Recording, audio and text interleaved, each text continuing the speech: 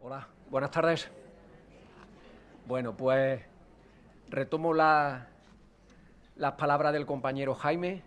Eh, Me sumo a él también, pues agradeciendo la oportunidad que se nos da de estar aquí esta tarde con vosotros, y de reencontrarme personalmente con Granada y con algunas caras amigas que siempre ayudan y de las que con las que he compartido batallas y momentos siempre buenos, profesionales y personales. Así que encantado de estar por aquí y también de hacerlo en compañía del Servicio de Protección de Menores, ¿no? Creo que es bueno la oportunidad que nos da la organización de que precisamente protección y prevención pues estemos hablando hoy de un tema que a todos nos afecta, ¿no? Que es la declaración de la situación de riesgo, esto que venimos viendo ya durante un tiempo y que parece que hay ahora el interés de concretar y de avanzar.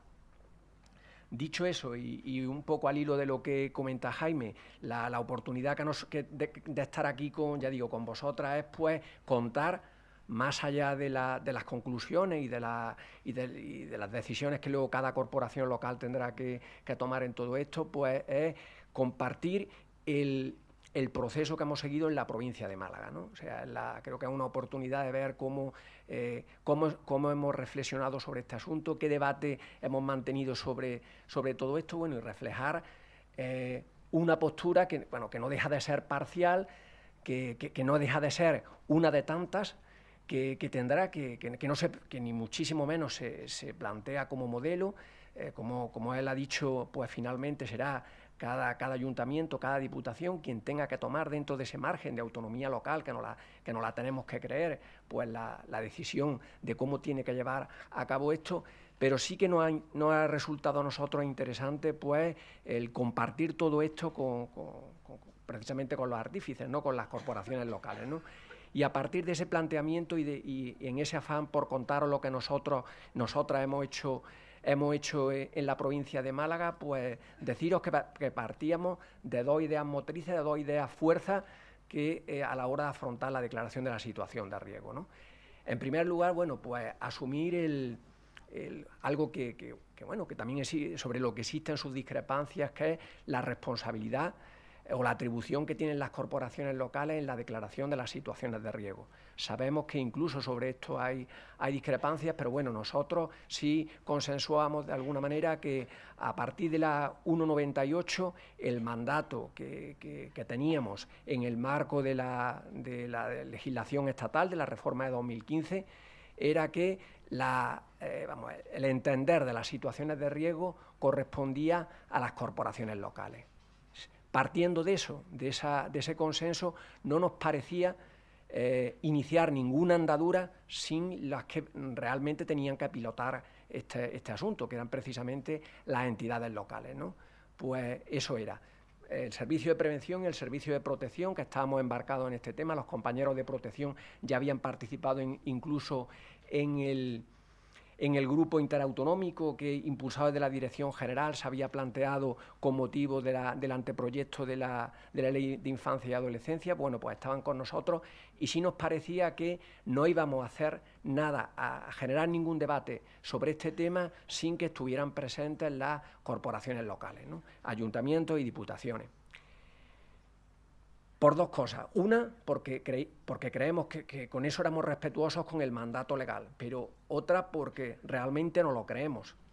Nosotros nos creemos que efectivamente que esto es un sistema, que está llamado a entenderse y que realmente los agentes de base, servicios sociales comunitarios, equipos de tratamiento familiar, tenían que formar parte de todo esto.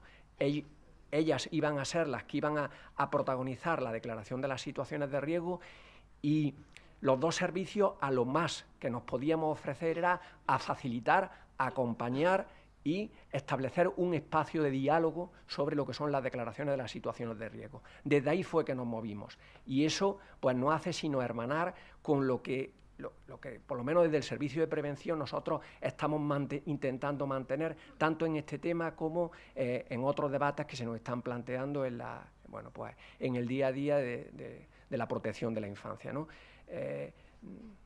nuestra idea es crear que los servicios de prevención, y creo que en este momento, en estos momentos hay que precisamente que ponerlo en valor, pues servir de ese espacio de diálogo, de esa oportunidad de encontrarnos en el marco de relaciones horizontales entre administraciones locales y administraciones autonómicas.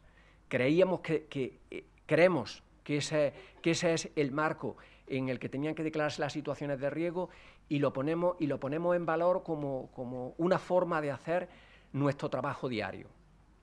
Esa, por tanto, era una idea fundamental de decir, vamos a hablar de la declaración de las situaciones de riesgo con los ayuntamientos implicados, y vamos a mantener una serie de encuentros, ¿no?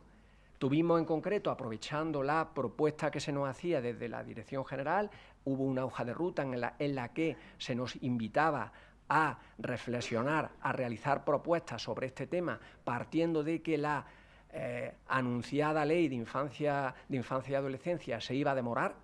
Entonces, bueno, pues se nos ofrecía la oportunidad de hacer esas aportaciones a modo de pilotaje de aquello que tendría que venir, ¿no? Es verdad que, y eso fue una reivindicación de todos los ayuntamientos afectados, y que el marco ideal hubiera sido tener pues esa legislación que, tal y como dice el mandato estatal, pues bueno, pues articulara en cada territorio autonómico cómo se iba a ejecutar la declaración de la situación de riesgo.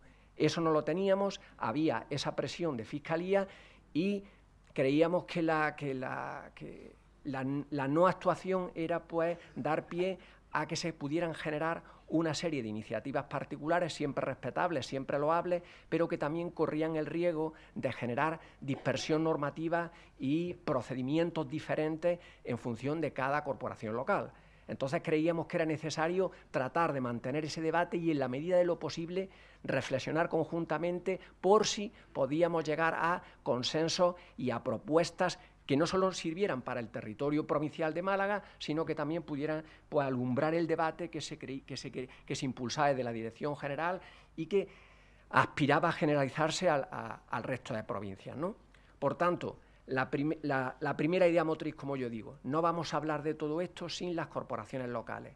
Ellas son las que van a hacerlo, y por tanto el papel del Servicio de Prevención y Apoyo a la Familia, junto con Protección de Menores, con la que ya tenemos en este y en otros temas un diálogo más fluido, pues era simplemente el acompañarles y el facilitarles una reflexión con respecto a lo que conocíamos y a las ideas que se estaban impulsando desde la Dirección General. Primera idea fundamental que digo, pone en valor cuál creo que debe ser hoy en día, y eso es una reflexión que yo hago con mis compañeras a diario, cuál debe ser el papel que los servicios de prevención y apoyo a la familia tenemos que estar desarrollando. Segunda idea fuerza de este debate, que la declaración de riesgo sirviera para algo, ¿vale? O sea, en algún debate con protección pues nos surgía esa duda, ¿no? Vale, esto es un mandato legal. Esto viene para quedarse, y podemos hablar sobre la pertinencia o no de las declaraciones de riesgo. ¿A quién sirve, a qué intereses sirve una declaración de riesgo? Pero más allá de lo que cada uno y de las conclusiones que se pudieran extraer sobre ese particular, lo cierto es que aquí la teníamos, ¿no? Y que si la teníamos y nos gustara más o nos gustara menos, el reto era hacer virtud de ella. Tenemos que declarar el riesgo, pues que realmente esto sirva para algo. Y servir para algo es servir a la intervención profesional.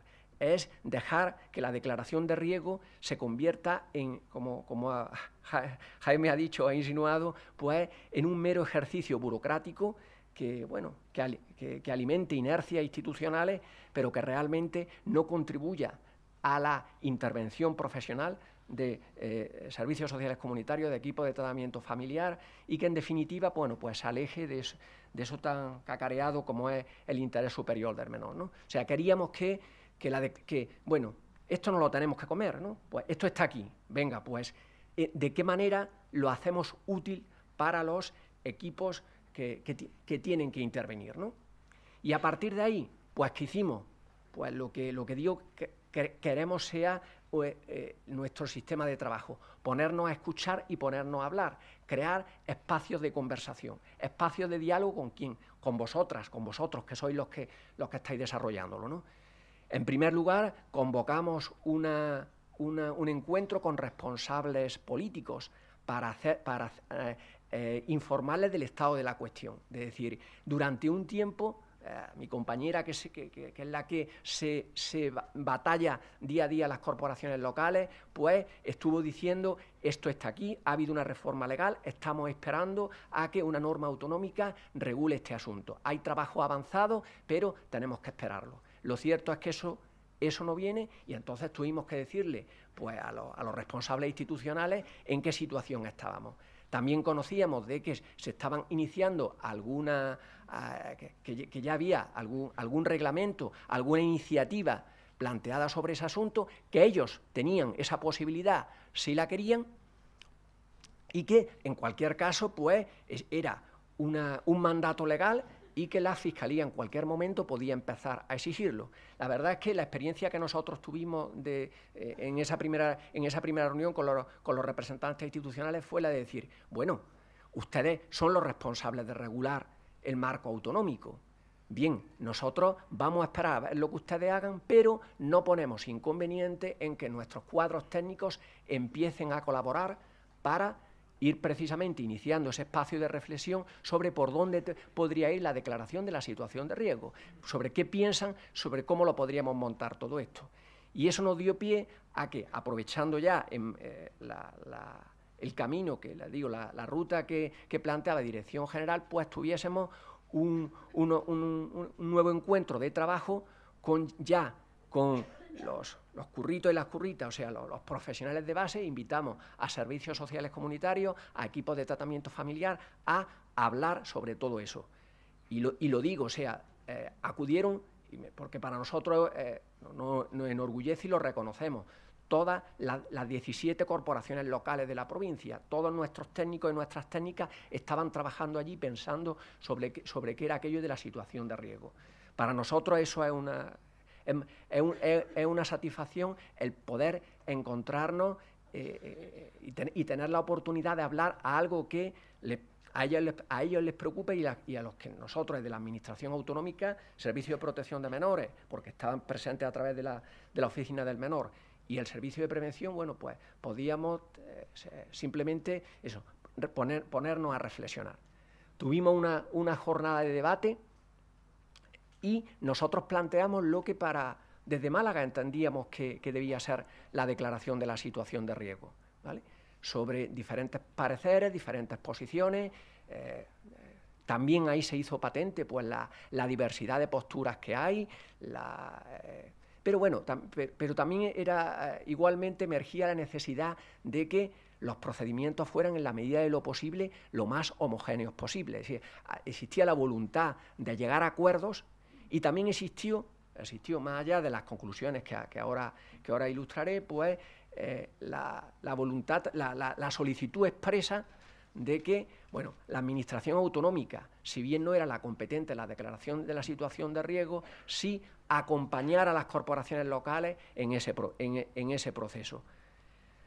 Yo creo que eso es lo que desde la Consejería está intentando hacer con este modelo de reglamento, que más allá de las vueltas que se le puedan dar, de mi opinión, es un debate que todavía no está terminado, aunque sí urge tomar decisiones, porque la disparidad de posiciones y de criterios es evidente también. Si queremos formular algo que trate de crear homogeneidad, va a ser difícil que todas las posturas estén representadas, pero bueno, el debate no tiene por qué estar cerrado. Y precisamente en ese papel de producción de ideas es donde se enmarcaron, bueno, pues las aportaciones que hicimos desde Málaga, que básicamente, Jaime ya ha avanzado alguna de ellas, pues están guiadas por una premisa. La premisa es que la segunda idea fuerza a la que antes hacía referencia, y es que las declaraciones de riesgo realmente no sean útiles, porque podemos hacer la reflexión de que venimos funcionando sin ellas, Y el sistema de protección, como decía el compañero antes, bueno, pues el sistema de protección a la infancia ha ido avanzando, ha ido evolucionando y está funcionando sin las declaraciones de riesgo. ¿Qué viene a sumar esto? Pues eso, pues de eso se trataba, ¿no? De que realmente fuera un instrumento operativo. Y para nosotros, ser un instrumento operativo tiene que ver con algo que se ponga en marcha cuando realmente funcione y cuando realmente pueda contribuir a la intervención profesional. Si no, declarar el riesgo para sentirnos más seguros a la hora de realizar propuestas de desamparo, pues creemos que simplemente apoya, ya lo he dicho antes, inercias institucionales, pero ralentiza tiempos, agota intervenciones profesionales y, en definitiva, no contribuyen en nada a la mejora de la situación del niño y de la niña, ¿no? Entonces creíamos que la declaración de la situación de riesgo debe hacerse solo en aquellos casos en los que la familia no muestre su colaboración y solo cuando haya, nosotros añadimos aquí una segunda condición para, como decía Jaime también, evitar asumir las situaciones de riesgo crónico, digo, cuando haya un pronóstico de una evolución desfavorable, o sea, una evolución hacia situaciones de desamparo. Lo demás entendemos que actualmente otro tipo de situaciones se pueden atender con los recursos actualmente disponibles, ¿vale? Eso era una idea importante de este grupo. La declaración de riesgo, ¿para qué? Siempre que sirva. Declararla por declararla no sirve. Y unida a esta idea de utilidad y al carácter instrumental que debe tener la declaración de la situación de riesgo, permitirnos también que, ya que tenemos que juntarnos en el municipio para hablar de qué está pasando con una familia, que eso propiciara, pues precisamente eso que estamos hablando, un espacio de diálogo entre los agentes que directamente estamos interviniendo con la familia. Nosotros claramente apostamos frente a, y esa es la postura del Grupo de Málaga, y me hago eco de ella, nosotros claramente apostamos por la organización de un órgano colegiado. Un órgano colegiado, vamos a ver, que conforme una voluntad, pero no por el hecho de alcanzar una declaración, una declaración administrativa concreta, sino, y esto nos parece básico en nuestra propuesta, sino por la oportunidad, ya digo, de crear espacios de relación y reflexión entre los agentes que directamente están interviniendo con el niño. Si nosotros decimos que es necesario sentar a educación, a salud, a las fuerzas de seguridad, en su caso, a los equipos de servicios sociales o LTF que estén interviniendo, es porque creemos que ese grupo puede ser una oportunidad para hablar en concreto de qué le pasa a ese niño, en el espacio social inmediato y bajo compromisos reales. Para nosotros, la comisión de la declaración de la situación de riesgo es la oportunidad de construir un caso. Y eso tiene que ver también con la composición de esa comisión. Es decir, nosotros huimos del formalismo de un órgano local.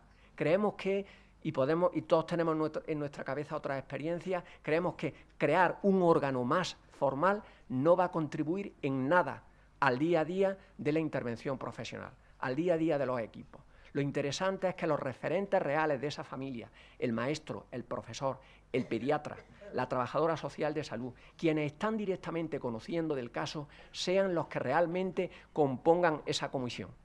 Tendremos que ver eso, cómo se casa jurídicamente con la designación formal de los órganos colegiados locales, pero incluso para eso tenemos soluciones, ¿vale? De cómo se debe conformar esa composición que aúne representatividad institucional con capacidad de interlocución directa en el caso.